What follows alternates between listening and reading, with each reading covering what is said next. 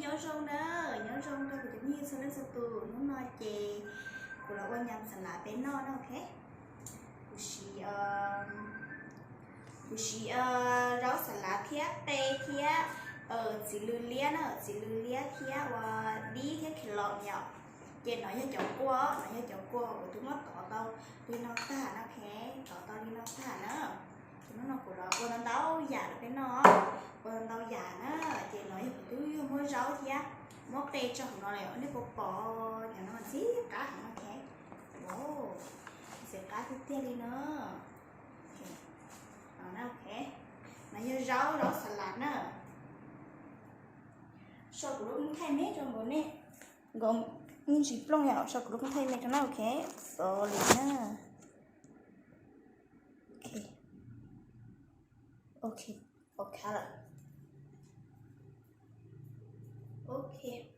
một khá là đó ok chị nói cho chị lư lia nó cho chị lư lia một trong kẹp lọt thiết đi ok nên thâu cho nó ok chị yêu số kia sát tê sẽ ạ sát tê cũng dùng một số cái tê nè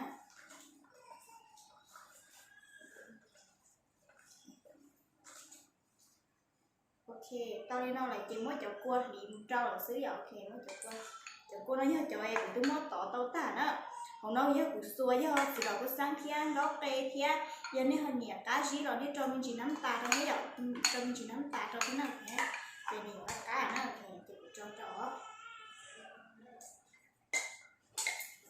tôi sẽ để xí cá ok đi đi cái nó kia nữa nó mà nhau chuyện mà ôn đấu dạ nó cứ nữa ôn đấu dạ nó cứ nhau chuyện gì ôn no thế nữa là nhỏ chúng tôi chè tao là cũ còn nó no đi nữa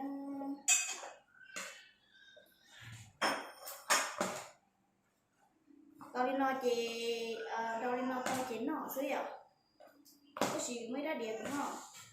Đã xóa nó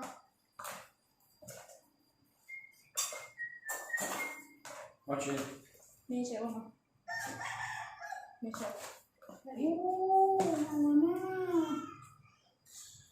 Go ahead. Wow. tàu nữa chỉ nó đôi nó thả nó sẽ đôi nó thả gì cá nữa nó ok Ini dah ini dah lama. cá nó ok mình sẽ đi đây nè Hả? nó sẽ cá bún chả Ini sekarang saya ni lama. gì cá nấu sẵn hết ok Nó cao thì nó còn chia cá Thì nó là tạm nó ở thế. nó kỳ trong nhá Cho tôi đi. thì nó nhờ đọc kỹ nè Chuyện đã khai nè. Hào á. Không. Nó to á. thì tao đi đâu sẽ giờ tao tính thì bé vẫn đâu kia chị cứ nói chị lò bé tôi nói chị lò bé tạm cho nó tạm cho bé vẫn đâu kia tạm bé đâu kia nó nãy của chị giờ có gió nhìn chị đó chính gì đó Chỉ cái con đó. đâu lúc có gió vậy đâu kia năng cầu lúc mà đâu kia năng cầu lúc mà Để đi thì làm gì nó mà mẹ nó là cái. nói dân chị Không có. tác phẩm nói dân chị á nó nói nhớ chuyện chị quên nó nè Đấy thì là chicken. Mom, gì chicken á, ăn đi theo liệu. Hỏi ý thứ nào? cho việc tha Hai, ok. Chị nó ta xí nên chị nó là chị nó tại mình gồm nhớ. biến nói chị nhớ là xin này còn nhẹ xin nó nhẹ này cũng coi ở với chị thở nó nói thở đâu nè biến nói chị Nó đây cũng nó sang rồi. dám đi Nó. Yeah, sorry. Like it. Cho con thôi. Watch. Có chúng cho. xin nó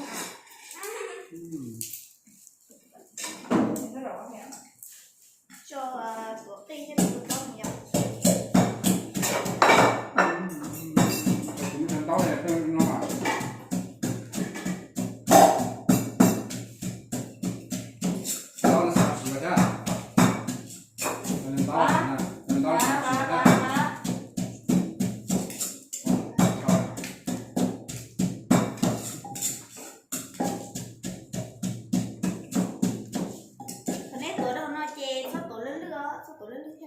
này tổ lư lư chị từ nên nói chị bỏ chân lại chị cá đấy giờ chị sắp tổ lư lư cái cá này để đi nhà xưa họ thì mà nhìn nhìn nó giống gì xưa giờ mà đi chả nó đi là cái gì cũng nói không nói đi nói này sao nó nè sorry so yummy út so yummy oh làm cái gì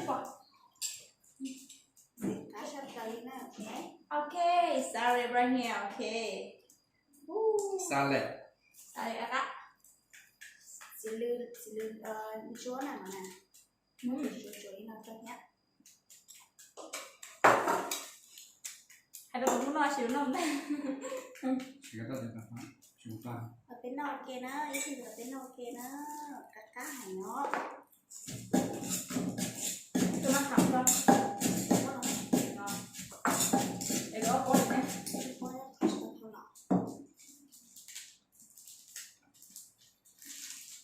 tôi phải khởi đá cho là này rồi ta chỉ đọc có mà có đúng không có chữ trong cái nồi vậy mình là táo chứ chắc em cho chị Hồng gì không ok xin được tao nó tại cho nó ở miệng cổ thế nào ok vậy miệng cổ thế sống nó phải cho tụi nó chơi cụ thể biết tao rồi chị có sáng chị ý nghĩa trâu đây thế thì ý nghĩa còn món chỉ nghĩa nó cái khác ý nghĩa là món chữ trâu nó thế nó là cực rồi này cái cả rồi mình cho cái thứ gì mình gọi là mà kinh thi để trở nào cái cái liệu tức là nó ok ít là đeo có khác mẹ nó ok nè sáng tức mà lúc ta thức trâu đây là cho chị đó này có chỉ xíu bên những cái này bên cái nào thế à nhưng mà nó thì có luôn gì không chỉ không có dùng trâu của mình thấy nó hiểu đây thứ thân Wow.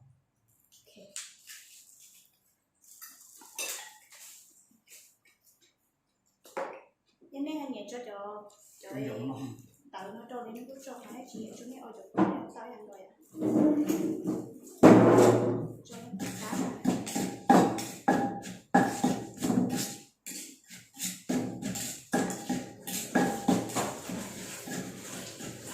wow gì tao cá sắp tới gì nữa thì chính là gì nói với em thành vốn đó thành vốn lá với trận chế rồi cho tụi nó đi cho cái cuốn cả tụi nó mà tao nó hẳn nè tụi nó mà như tụi mẹ khoa tao nó hẳn đi nè ok cô đi ý nghĩa sao thì nói cho cái cuốn đâu thì hả tia nên nhà nó phải làm bánh mau rồi cho bánh nùa rồi nó cá thì tụi nó thì nó bự y nó ok cá tiếp còn nó cá tiếp là nó lên tiếp về tuần ra nó sẽ ưa nữa mà nó nè xin đây là tôi yêu khủng đó nó yêu khủng nhưng mà tôi nên nó chỉ khá tiền liệu không nó bè là quan ở bên đâu kia nữa cái kiểu chỉ xính nó là chỉ lương thêm nó ta nó về chỉ lương thêm lên vào này kia nó như tôi bảo cũng trong không chỉ sang là quê chúng ta nhanh như chỉ cho mình biết tay thì rồi này nên tại chèn cụ sữa từ phía trong cũng là cánh rồi có ông gì không Nó thì biết ok này giờ như tụi tụi sao không thể có khả năng xin lỗi sẽ chủ yếu từ chị chỉ trong chị hết được chủ cử rồi mày xuống gửi để cho mình để được gió mấy người bé chín nói ok ai tiếp đi tao hỏi tiếp theo nữa ông nó chỉ có gì hiểu chả của cái gì thôi là của chỉ là cái cá giấy sợ nó sợ cái cá gì tôi sợ nó cái gì à của chỉ là cái cá giấy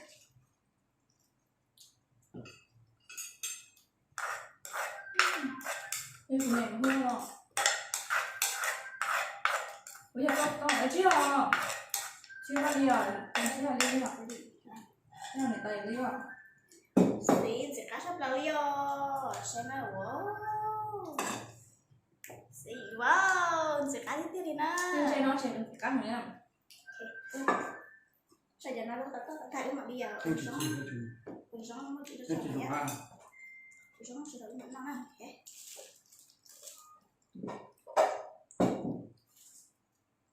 Nè, cho tất cả chả. Rau vô đó sẽ làm Thế thì trong này cả hàng cái gì?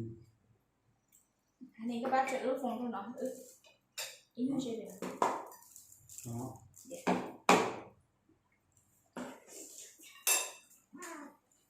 ha ha cái nó nào cá hay bây giờ ok cho của bánh cho lò thau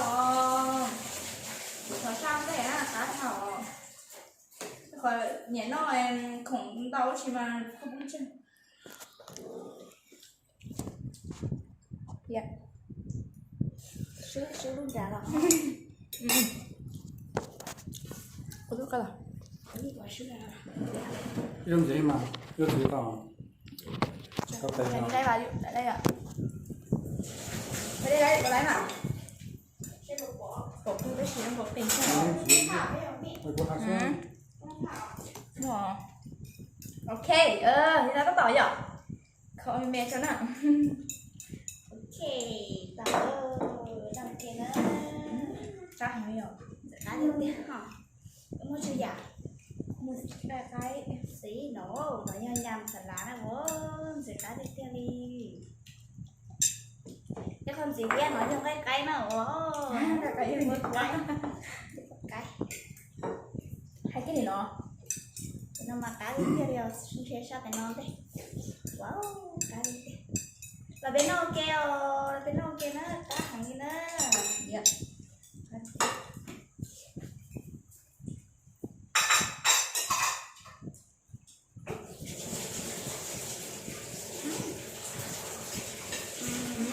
có không còn đây cái gì nữa mua Thì hai cái mà. nếu mua em ăn nó khẳng à Cho nó được của. Ăn đi.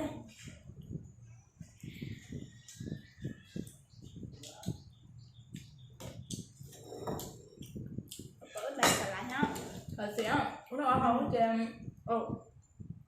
anh chị bỏ chị lại anh chị lại đáp bỏ chị lại Chúng ta có chuyện này. Bên không chỉ xử mới nói nhở.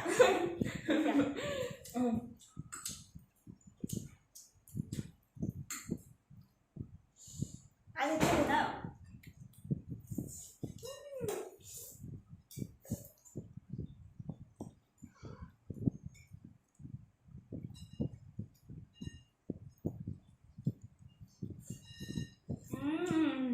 Chị đau đi.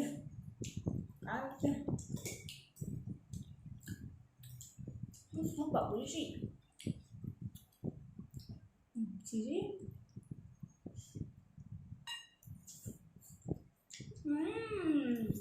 Quá là kia. Mà cô khẩu bài được chứ không? thế nào là chị nó tàu nào mà chúng nó ép uống thì uống thôi chúng họ uống nó ép uống rồi chị vẫn tao mà hút thôi không uống được Quá là kia. chị nói cho thả cho lên và chị nó tao nói thế Trời ơi, tao trong. Tao trong. chân chị hả Nó. Tao lúc có trong. nó chỉ không đau chân chị không nó chỉ ok mà nhở phải chị biết mẹ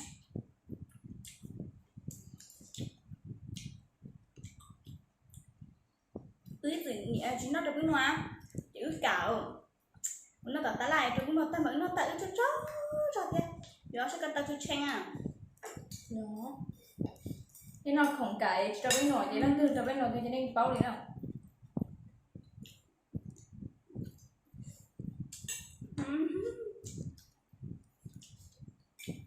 Ăn chưa? Muốn có phải cho chị số tiền.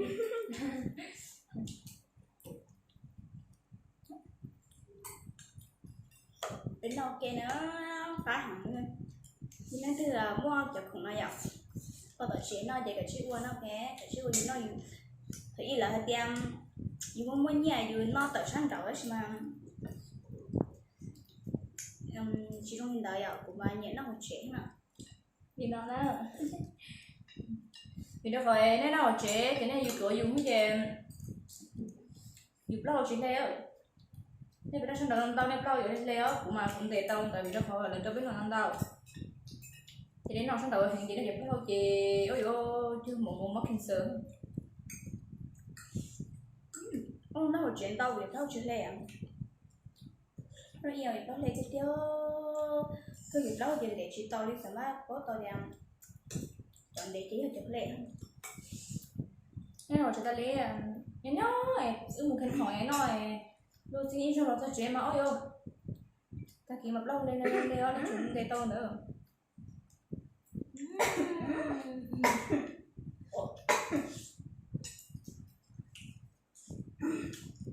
ba thòng Nó khởi lọt thế nào đây hầu cho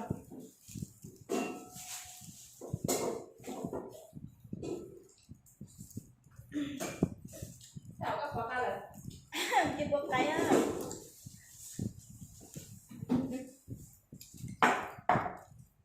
trời thì xả điện nó cười á nhớ ý chỉ biết nó khởi kia đó con thờ hay đâu nó đầu này chỉ nó khởi gì à chạy thêm ôm bùa ý thì xả của nó là bên nó khởi kia khởi thành khó cao mà nó là chuột chả cái gì mà nó mày nó là của nó nhá chuột chả chỉ mong người để cái chúng tao rồi khai thu thảo à bố của mẹ cho mình cũng lúc sau hả hả nó lự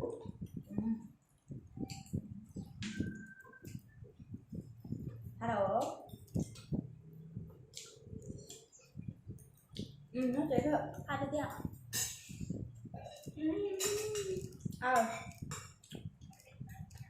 biết bài lo đúng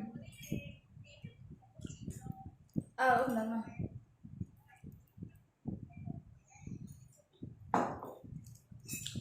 ông ta mà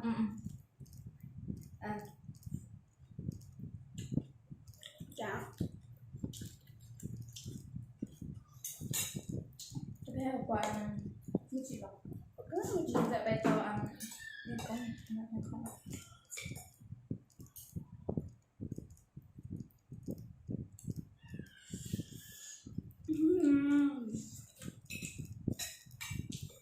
nó đĩa lông nó xài chậm chụp khéo cũng à để khởi lòng trong này tuổi lắm rồi Apple nha chỉ chơi nha trong giặt thôi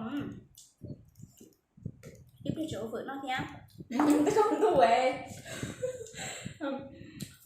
thì người ta đối đầu chung lo của chị cắn nỏ ở đây thì của nỏ nó to im không nữa nó phải nó sữa đó đấy mà cứ xả kèm ít cái ơi đến nó nha nhóm tôi khăn rồi thì nè nó nhầm xả lại hàng là nó cho nó xả hàng chèn nên chịu cái này cho chịu đấy cho rau mà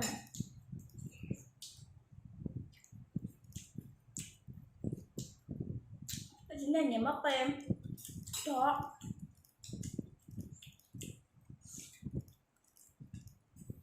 tôi nói vừa ra nữa đi nó chơi nó không vừa bún đấy kìa hoặc có gì đấy tận cho nó cả tự nhiên cần cho con chơi cho nào chỉ ta tận cho nên tận cho nên cho đầm tự ở nhà chỉ sợ ở cả cắm nó theo cắm cá tôm cho nó sẽ lại hết tổ cá chứ cái ở đây đây là cá là cũng mà hay cái này tổ cái ta cái là tổ cái ta cái hay là cá của dâu nó nha tôi là tổ cái ta cái mà cá chứ mà sống rồi nó xăng nó chúng cũng ngon. Apa nak satu ni nak buat hantar, mungkin kau. Salong kau sawa nak hao. Chú nó bao giờ trẻ không? Ví dụ nó không tao, thằng nhà hai anh đã. Okay. Ai tên là Nhưng chỉ có một chị nó thằng nó. lúc đó nó tháo tay lo lo.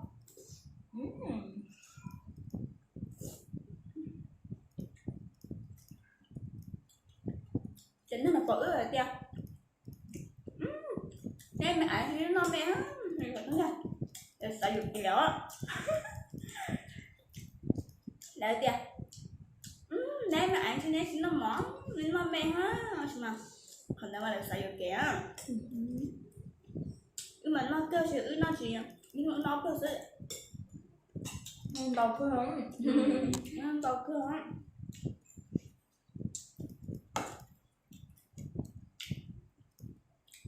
Nó đầu cơ nên chữ nào nó chẳng đầu cơ liền.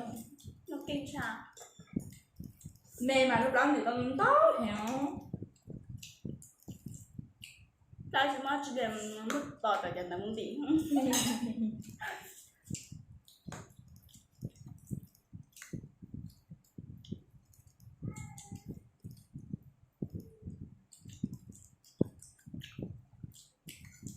Giờ thì được thấu chỉ chỉ cả con đầu điện. Thấu chỉ nó con đầu kìa. Có cá thầu cũng tròn.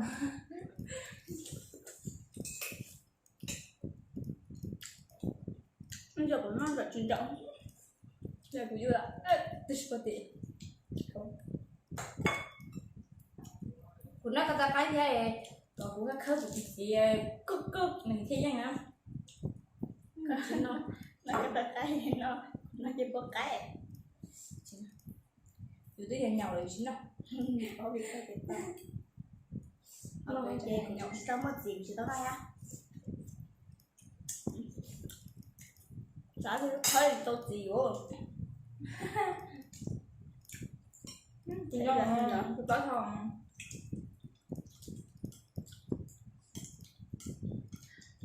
Chị tao thấy cái tụi chị nó rấu không? Chị mới trên tao rấu không? Chị nó rấu không? Nó rấu chua chặt.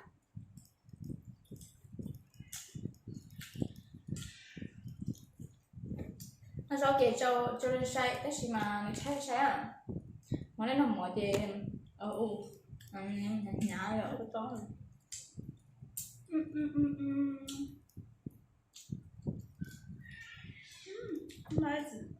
Nó là tao còn nếu mà cho nó hành rồi bây giờ nó còn nó em nó hẳn.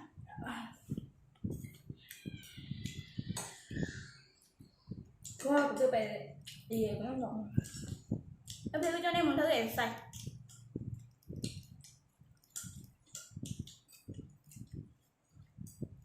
thơm mỡ vậy để xảy con độc nói Đấy kìa. Em xem thấy hơi sướng là mà nó tầm bản của mẹ em xem.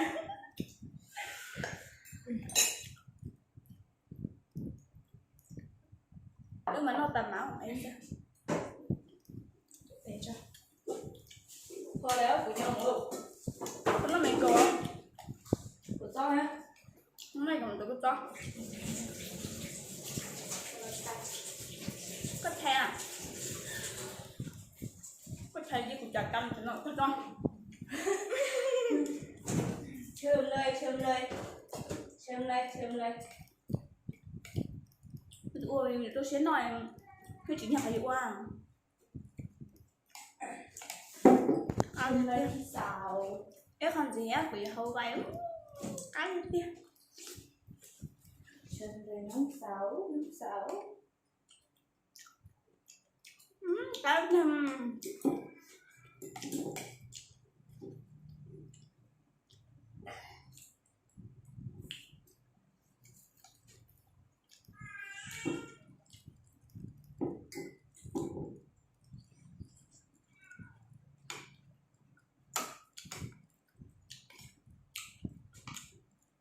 đó là rất hiệp biết không? Ăn đấy thì gần giọt không sao chứ. Là số hay có bên giọt là số.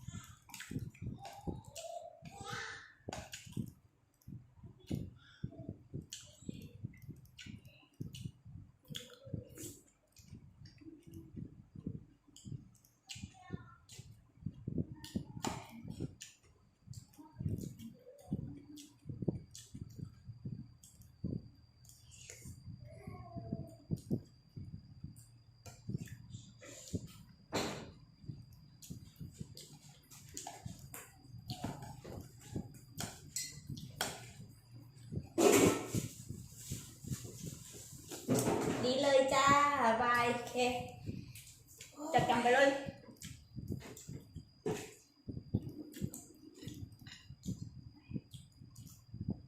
Mình tập tới thôi. Học của tôi đấy đó nè. Thế nào cũng không. Có ai xong rồi tới đây. Đây có chúng ta được. Thôi mấy ấy gọi là bỏ thôi ạ. Tụi nó chỉ thấy như chơi rồi, tụi nó chỉ chơi thêm mà. Mình đã học cắm. Không khó, không khó.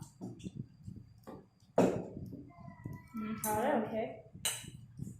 Cá. Thôi nó chỉ là hơi khoai mấy ấy suy gọi cá cao á, giờ nó giờ không mà cắt chứ. Của bọn ấy khá đua rồi. Ai tiếp tiếp. Sáng là tao mà đi thay cái này nữa. Nó canh nó tiếc rồi. Nó ở tay gần không?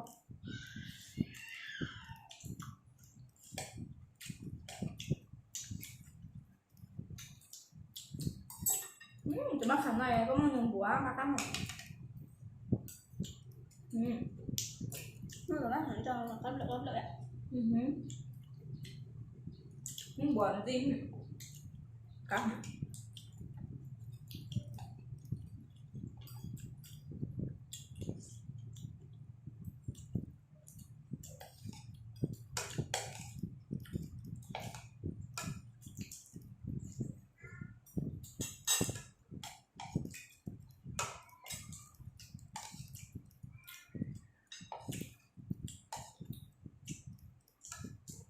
Ta rồi đã xóa là chúng ta nhập số phải đã nói với nhau.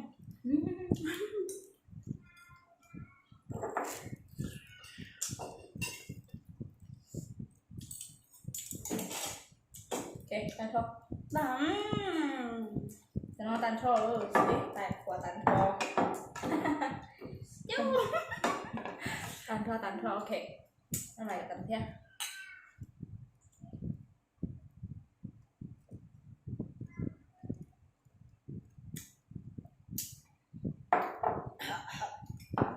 Mà mình rất sự học chuyện. Thật là hồi chị tao không biết mà kinh cơ. Học chuyện tàu. Mình sẽ học tàu cái gì không? Anh rất sự. Ok, cho nên đó cái mà xin chỉ đó là lừa đầy đó ok, lừa sau đó anh theo sẽ. Bây giờ mà đã chữa mình thay nó sẽ gì Ôi nó khối chứ mà. Ồ, nó không hả? Nó khối chứ đâu. Bây giờ mất đâu? Nó khối. Tôi mẹ là tôm bài đó, tụi nó hay bài sự của tôm bài á, chúng nó khối rồi. Mất đâu? Thì đã về tao mặc thì mà có mấy. Số trước khí cho này. Thọ thôi. Yeah. Good. Mẹ bắt đầu tới vậy mẹ. Nó bổng vài cho tới gì nào. Thế thì xem. Ok. Nó có cho đâu phải em. Như vậy tay còn bén là ví dụ không rồi em. Á thông chỉ tử nó đi á. Đó, cho cái đầu này. Cho gì đây? Của ở đây nè.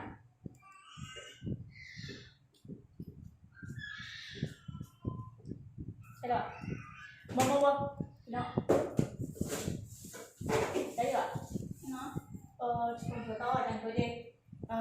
màu cho con thêm nữa không được đâu ít cái nào có thêm màu cho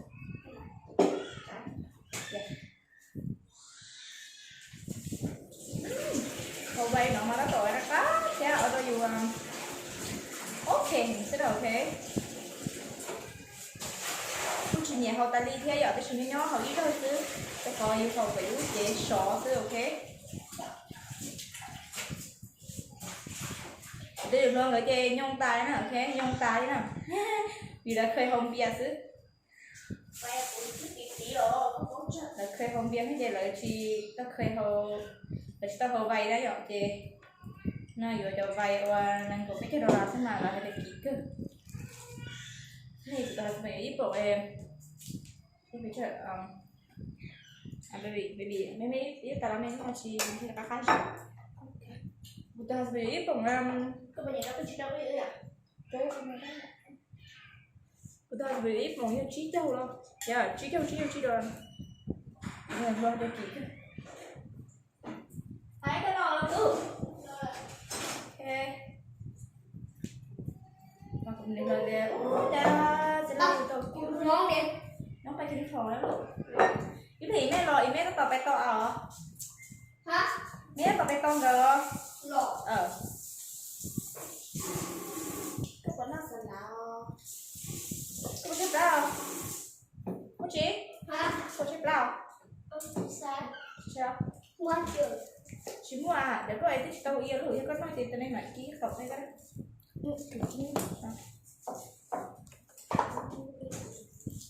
ở đây đâu cái này bỏ được Ô bố đi. nè ít món tao mình tao rồi đây con tao mình không nó tao mình không được món tao mình không tao mình stop thọ cái gì stop thọ luôn ok Ở chợ.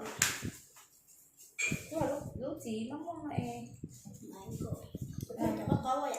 có này giống Ở bên này tuột ghê rồi. anh ấy muốn đủ yêu bé ta ra lắm hả Rồi. thế chỉ bảo cái nói còn tới thế mà đủ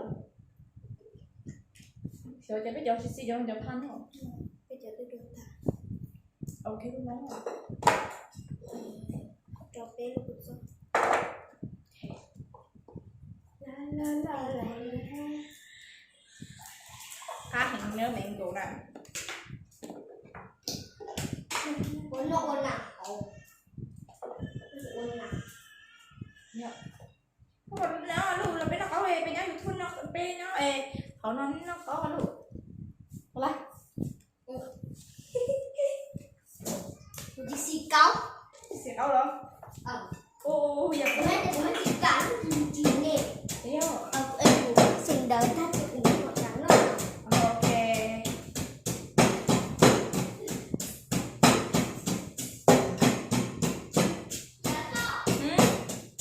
Em muốn là súp chế biết phá à. anh sẽ biết hòa đó Em bé là bài đơn sĩ ở thì phải đi em phải bây giờ tôm cay vừa thì phải cũng đau nè.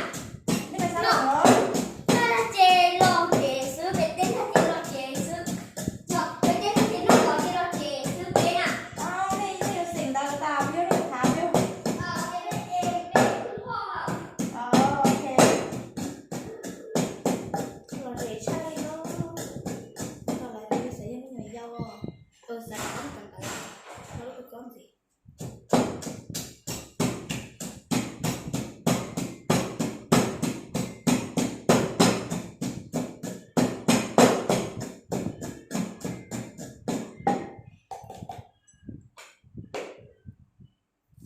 Mà vô nhắm mộng lên đó, mộng lên.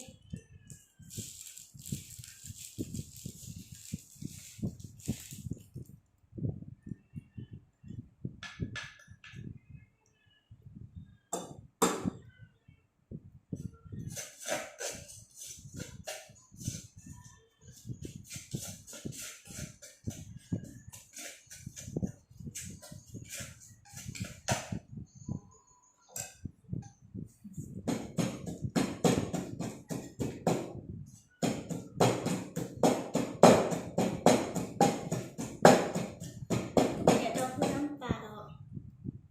Cứ mẹ cho.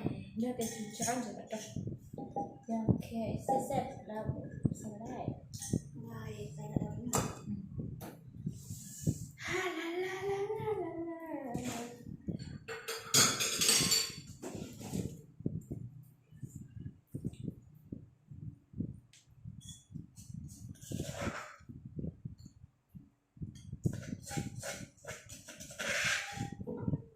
À, sao thì cái nhau này ha. Kiểu họ chẳng u lô là na u đã chi được tao u ở nhà cháu u gì ta tôi bắt đầu nè là chị Tâm hỏi tôi đi hỏi là Sao cho bà đi thông tin mẹ có nó tới nữa mà chị phụ rồi vậy mà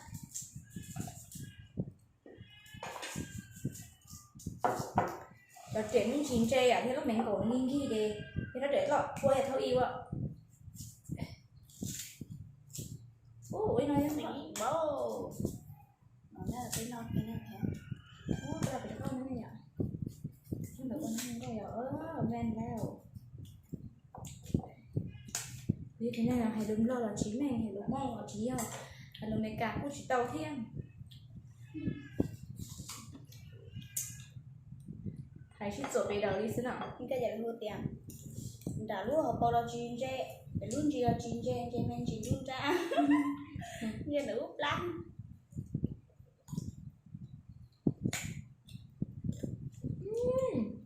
có nhưng đây chỉ sau rồi chỗ của số em là qua mấy ạ chỗ của số lấy mà hay là cắn sao cái mà được có em cho vậy nên nó bà luôn đây là cha nó chỗ sau của số chưa miệng của ạ với chị nhỏ với tử chủ à thì nó mà thì nó là sắm đâu đó nó chỉ để xem mấy cái nó chọn đó không sung cười đâu vậy trời sao khác xong à nó chỉ cắn chị à đó không chị đâu ạ cái bên nhà đâu cái này đâu sao anh chị hắn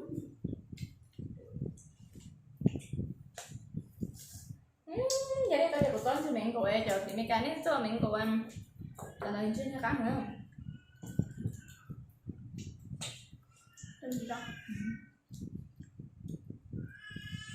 cứ nói của cho những nó cũng ý thôi mình kia bây giờ ví dụ rồi cho chưa con nói chưa nhà có thể mẹ chưa nhà con sẽ cửa tương tên để thế nhỉ nó ok hả nó có ok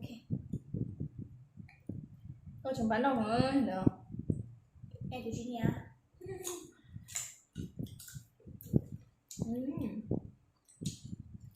chú mấy bò cá thế nhá nó ta ó pa nó ta ó luôn mình bồ họ ta ó con mày ó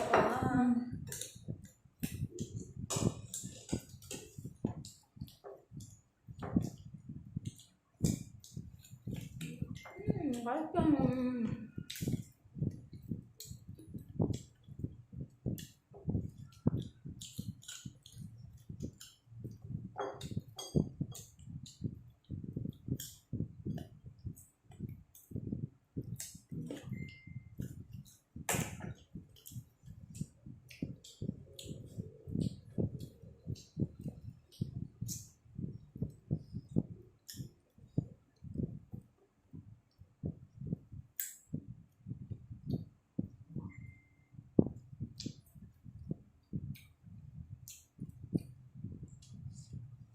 mình chỉ su sài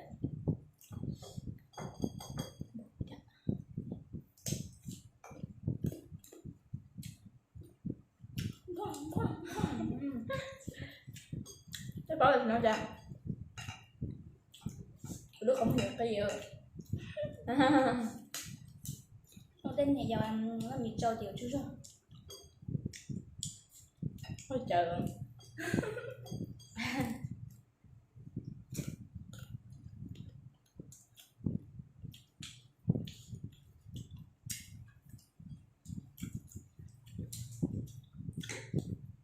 giờ có tên chế nó nói nó ăn chưa cưa nè có thế hiểu cứ dụ luôn rồi sao nó chỉ cho cũng xài thế ở trong nó nói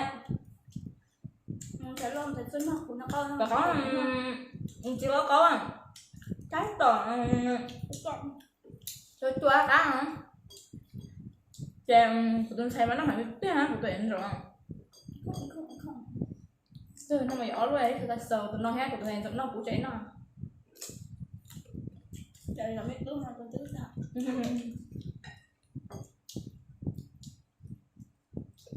Mình nhỏ xong sẽ là hẳn trong.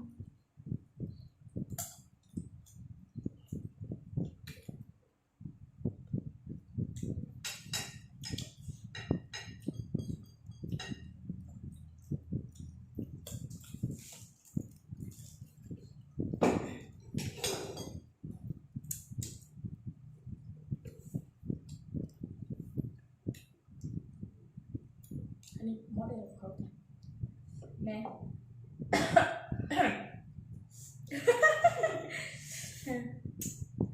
Chẳng tôi khen thì có sáng nha ta.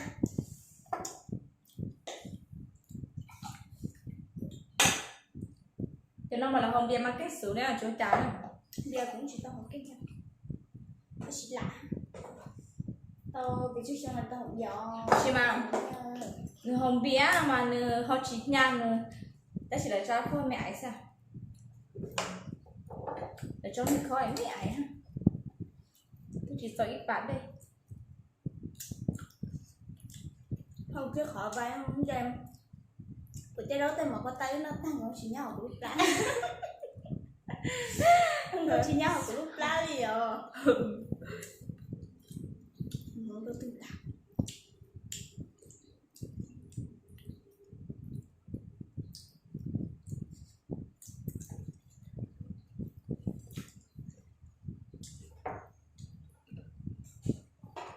Chùa nói thế nào ở tao của ta thế kia tao lựa rau kia.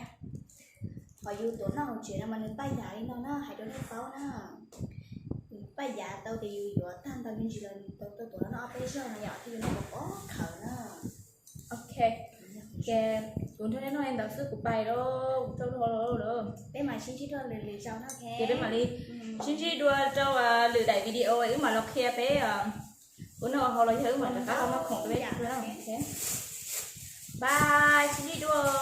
Thế sao cho video này ui thì tao đông rồi này là gì đâu thế nào ok.